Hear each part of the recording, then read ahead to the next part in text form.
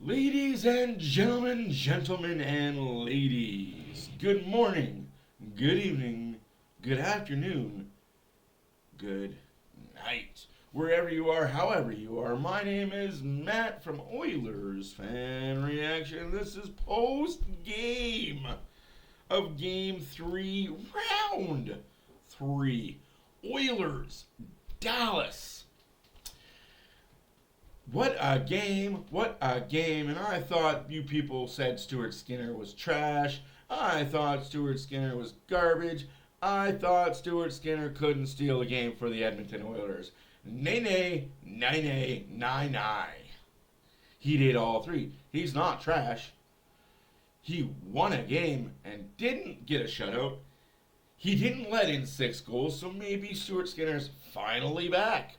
Also, he stole that game for the Oilers yesterday. Stole it. He had a little help, obviously, but without his performance in the second period, 21 shots to 7. Yeah, second period, 21 to 7 for Dallas, not the Edmonton Oilers. The Dallas Stars had 21 shots in the second period. Scored 1 goal off a tip-in. 1 goal. But you're right. Stuart Skinner can't make the saves when needed. Stuart Skinner, bad. Also, Calvin Pickard is healthy. I'm going to touch on that later on in the video and why he's not the backup goalie right now. And hopefully with my explanation, you'll understand why. Actually, you know what? I'll get into that. Right now. It's all mental for Stu Skinner, right? We all know the mentality of Stu Skinner might be fragile as dog shit. So let's get into the mind of Stuart Skinner. Stuart Skinner has an off game. Okay, let's say for argument's sake that Stuart Skinner let in 5 goals again in this game. He looks to the bench and he sees Olivier Rodrigue. He knows they're not putting Rodrigue in, right? Like, forget that noise. There's no way they're putting Rodrigue in. I'm the guy right now. I got the nets. So he starts the game looking over, and it's Olivier Rodrigue instead of Calvin Pickard. So he knows no matter what, he's the guy. No matter if he lets in 1, lets in none, lets in 12, he's the guy. Right? That's got to have some confidence distilled in you, knowing that no matter what, you are the goalie on record. You are the goalie for the game. So that makes you play with that little bit of attitude. That lets you play a little bit of swag. That lets you come in knowing, hey, no matter what, I'm the guy. Now let's back it up and reverse it. Let's say Calvin Pickard's sitting on the bench. And you're looking over and you're Stuart Skinner, you love Calvin Pickard, you think he's a great human being, but you know at any moment if you fuck up, that guy's coming in. Now that little doubt starts to creep in.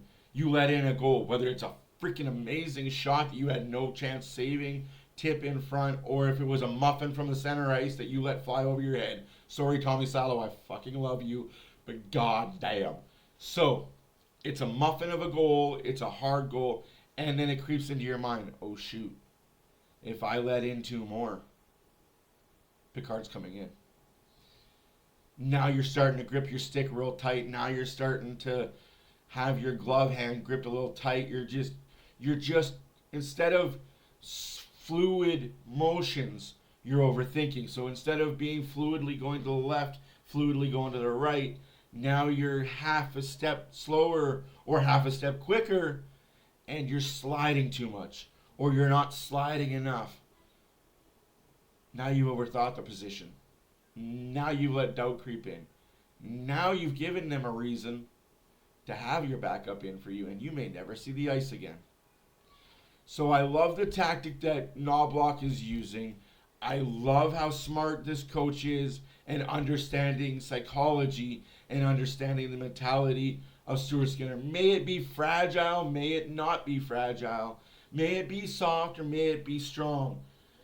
but he's understanding the psyche of a starting goalie.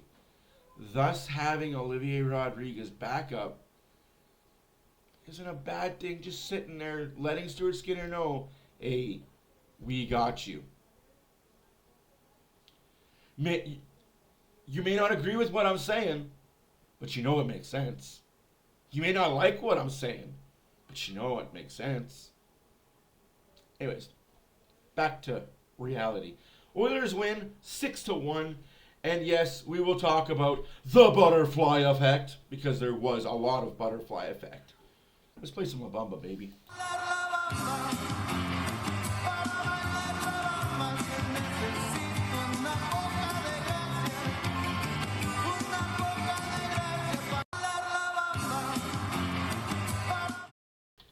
Now, butterfly effect. Game 3 could have went Dallas's way. Game 3 probably should have went Dallas's way, the way they were taking shots, the way they were dominating. Sorry, not bad word.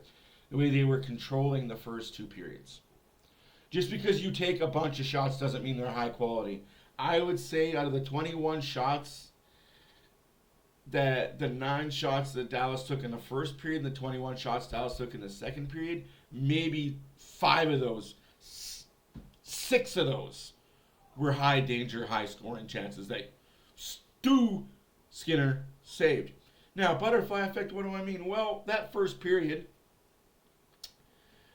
the Oilers had a puck in their zone. Brett Kulak throws the puck over glass. Clear as day. In replay, clear as day. Let me preface this and let me make sure I tell you this. In the replay, it was clear as day. You slowed it down 1,000 frames per second, 100 frames. You could see he clearly threw the puck over. Live, it could have went off the skate, could have went off the ankle, could have went off the stick. You don't know live, and the referees are not allowed to look up at the Jumbotron to look at the replay. The referees are not allowed to video review puck over glass. They get together in their little semicircle. What did you see? What did you see? Let's get the linesmen involved, because if they saw something we didn't see, then maybe we could call it. They all said, I don't conclusively see it going over glass. It could have tipped, the trajectory could have tipped something, might have tipped something. Okay, tipped, whistle in the Oilers zone, no penalty. Well, Pete DeBoer is losing it. You can see the steam and the smoke fuming out of his bald little head. And, of course, 2 goals in 36 seconds, scored by Bouchard, assisted by Hopkins and Kulak. It's 1-0 Edmonton. And then, wouldn't you know it, 36 seconds later, it's Connor McDavid, it's Hopkins, it's Hyman, it's a 3-on-1. You done, son. Ottinger, you didn't stand a chance. McDavid gives it to Hopkins. Hopkins gives it back to McDavid. Ting tong bomb 1-T. It's in the back of the net. It's 2-0 Edmonton. Now, this is where it gets fun. This is where it gets entertaining. This is where I like to talk about it. It's a butterfly effect. Yes, was it a penalty? Abso-fucking-lutely. Absolutely it was. Do I feel bad for the Dallas scams? Abso-fucking not. Dude, no, I don't feel bad for you. How many times have we seen a missed call go the Oilers, not in the Oilers' favor, and then the other team score? Happened later in the game, I tell you that much. And it is this. The refs make up for that by ranting and high-sticking himself in the face. And Kapanen gets a penalty for it. Kapanen lifts Rantanen's stick. Rantanen being Rantanen, I don't know, he's lost this series. But he was so hot. Yeah, he was. And then he got cold. Hopefully he stays cold for 2 more games. But that's just me. Rantanen's stick hits himself in the face. The Oilers get a penalty for high sticking. Not reviewable. Remember, it's only reviewable if it's a 5-minute penalty. So the refs, maybe that'll change in the rule books next year. Any high sticking penalty, 2 or 5, can be and possibly reviewable. Yes, it'll slow the game down a little bit. Who the fuck cares? Make the right call. Get it fucking right. Now, it's late in the first period. Dallas finally has some momentum. They have some good chances, Stuart Skinner has some amazing saves. No goal. It goes into the second period. They don't do anything on it. The Oilers then get a power play of their own. Nothing. They get a 5-on-3. Nothing. Just not good enough. Now, this is where I want to slow down the pace a little bit here. Bichel runs Hopkins into the boards. First off, he trips him. He's got no stick. He's back checking. He then trips Hopkins. Hopkins loses an edge. And as Hopkins is going to the boards, Bichel, as I've coined him, proceeds to help him into the boards, taking him out very heavily, very severely. Should have been, could have been, had to have been called. It wasn't. Thankfully, unlike somebody on the Dallas Stars, we don't lay on the ice crying foul like soccer players. Hopkins gets up, skates to the bench, gets looked over by the trainer, says he's okay. I'm good to play. Don't worry about it. It's playoffs. I'm a man, not a little boy, Rupe hints. Now, we move on.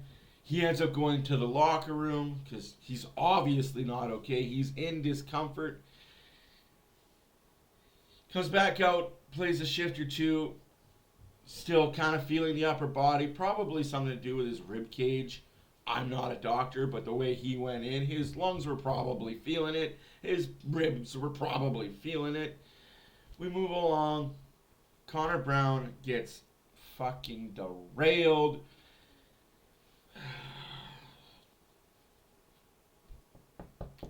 Petrovic, that's as dirty gets. If that's your payback for Rupe Hintz, you failed.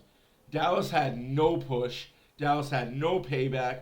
For that Marchment dickhead, oh, we're going to get Darnell Nurse. Oh, you really got him?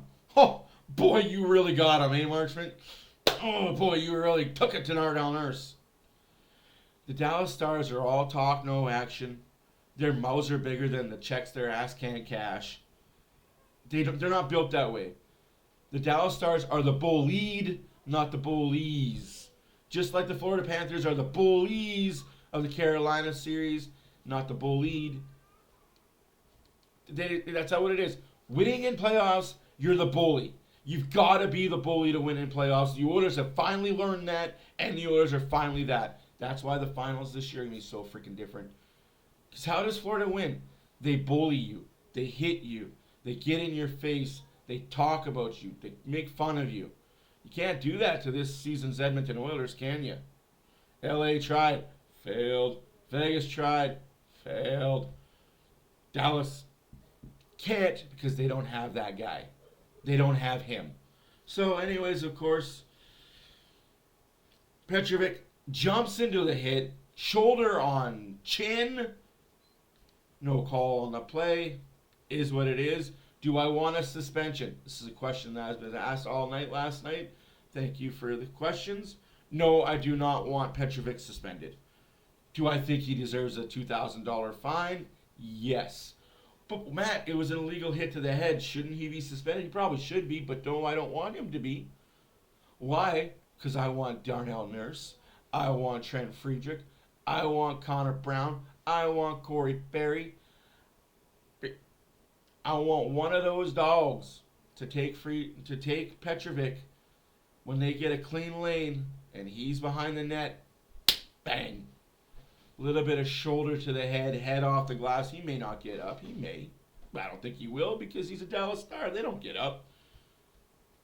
He can lay there for a few minutes. Legal check? Maybe not. But hey, time to pay the piper, kid. Anyhows, Robinson scores because Connor Brown is dazed and confused. Puck gets kept in. Bichel takes a shot from the point, tipped in half a foot in front of Skinner. Good tip, can't say anything wrong about it. We got a 2-1 hockey game. Now, coincidentally after that, Connor McDavid gets a little mad. We got 34 seconds left to go in the second period. Bouchard holds the zone. McDavid does McDavid things. Like the look on Rantanen's face after McDavid scores, I think Rantanen knows the series is over. McDavid scores just by Bouchard, 3-1 heading into the third period. Now this is where it gets a little dicey. Brown's done. He's in the locker room, concussion protocol. He's out. He's not coming back. Will he be available for Game 4? I'm not a doctor. I don't know. I hope he is. Anyways, third period starts. I'm happy the Oilers are up. I'm enjoying the game. Thank you all for understanding Sundays or family days. We'll be back live tomorrow at 6 o'clock. Oilers Stars Game 4. Now, we've been here before. We've seen this story. We know how this plays out. Oilers are up 3-1 going into the third period. But Hyman scores his fourth, assisted by Hopkins. It's 4-1 Edmonton. And what a fucking pass. What a fucking pass from Hyman. Tape to tape. Hyman breakaway. Man, Ottinger, you are not looking good. Not looking good at all, my friend. Little while later, Z's. Hyman scores again on a beautiful sauce pass from Kane. It is 5-1 Edmonton. Dallas gets a power play. Yeah.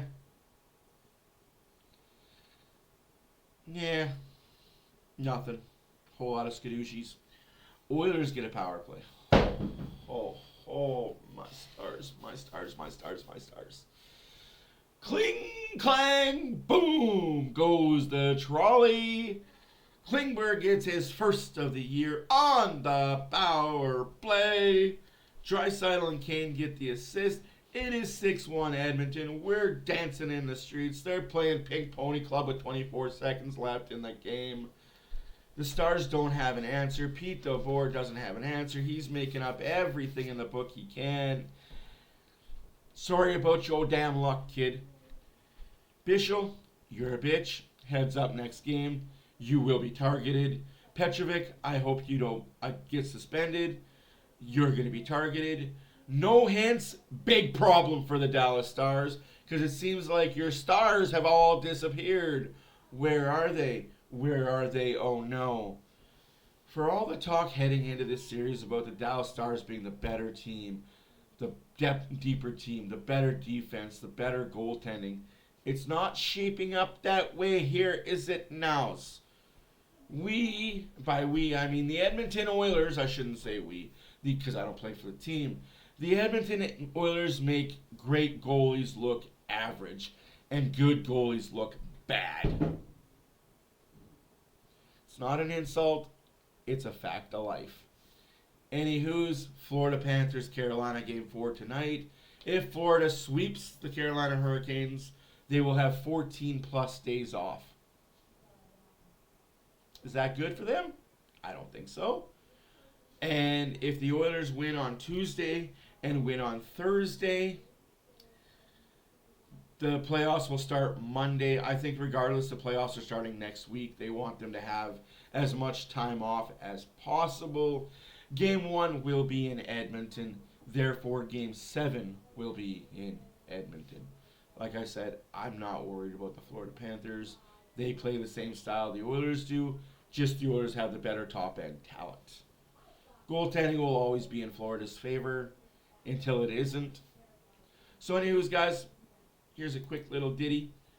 Nothing too over dramatic. Of course, as always, the win was never in doubt. So here's a quick little ditty, and I'll talk about the stats as well. You know I gotta do that. I ain't saying what I'm saying that you think I'm saying, but if you think I'm saying what I'm saying, that's what I'm saying. We're gonna leave it there. At what? I ain't saying what I'm saying that you think I'm saying, but if you think I'm saying what I'm saying, that's what I'm saying. And I'm gonna say this. We're gonna leave it there. We're gonna leave it there. At what? I ain't saying. So if you know, you know. That's what the guy's saying. If you know, you know. Anywho's, Robinson gets his first goal of the season. Ottinger was 18 out of 24, a 7.60 save percentage, 6 goals against. Bouchard, McDavid, Hyman, Klingberg, and Skinner was 33 for 34, 9.71 save percentage. Oilers win 6-1. That's all I got for you folks. Till next time, my name is Matt for Oilers Fan Reaction. We'll see you Tuesday night at 6 p.m. Doses.